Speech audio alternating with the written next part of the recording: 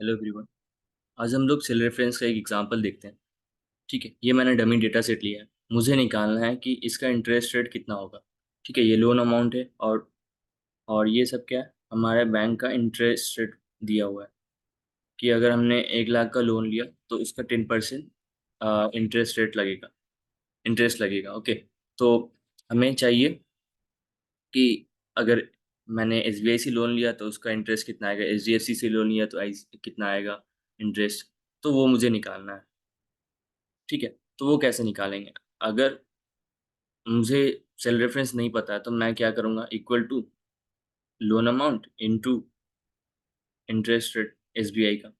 फिर यहाँ आ गया इसका, फिर क्या करूँगा, फिर इक्वल टू, फिर ये लोन अमाउंट इनटू ये HDFC का इंटरेस्ट रेट। ऐसे ऐसे करके मुझे मैनुअली करना पड़ रहा है। बट अगर मुझे पता है सेल रेफरेंस, तो हम लोग क्या कर सकते हैं, चीज़ों को फिक्स कर सकते हैं। यानी कि देखो आप, इक्वल टू हमें क्या चाहिए, लोन अमाउंट चाहिए। ठीक है, लोन अमाउंट इनटू, और क्या चाहिए, इज इंटरेस्ट रेट चाहिए। तो हमें, अगर मैंने मैं चाहता हूँ कि ये सारा एक बार में आ जाए।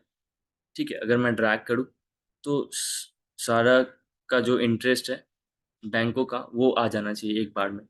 तो मैं यहाँ क्या करूँ, देखो, ये जो हमारा लोन अमाउंट है, ये लोन अमाउंट है ना, ये तो चेंज नहीं होने वाला है। ये सिर्फ क्या हो रहा है, इसका क्या है, कॉलम फिक्स है। ये सारा क्या है, कॉलम में है ना। ये सारा चीज़ जो है ये क्या है, कॉलम में है। ओके, तो हम लोग क्या कॉलम को फिक्स कर सकते हैं ना। तो इसके मैंने कॉलम को फिक्स किया, तो कॉलम क्या है, बी है। तो बी को मैंने क्या किया, फिक्स कर दिया। तो देखो ये क्या हो गया, ये पूरा फिक्स हो गया। ठीक है, यानी ये जो B7 सेल है ये पूरा फिक्स हो गया। मुझे क्या करना है, सिर्फ बी को फिक्स करना है। तो फिर से मैं फंक्शन F4 करूंगा। तो ये अभी क्या हुआ, रो फिक्स हुआ है। फिर एक बार करूंगा इसको, तो ये क्या हो गया, हमारा बी कॉलम जो है, ये बी के सामने डॉलर साइन है, यानी हमारा बी कॉलम फिक्स हो गया। ठीक है, अब इस पे आते हैं। अब देखो ये जो चीज़ है, तो इसमें क्या है, ये जो इंटरेस्ट रेट है ये किस में है, रो में या कॉलम में? ये हमारा क्या है, रो में। तो हमें किस चीज़ को फिक्स करना पड़ेगा, रो को फिक्स करना पड़ेगा, है ना।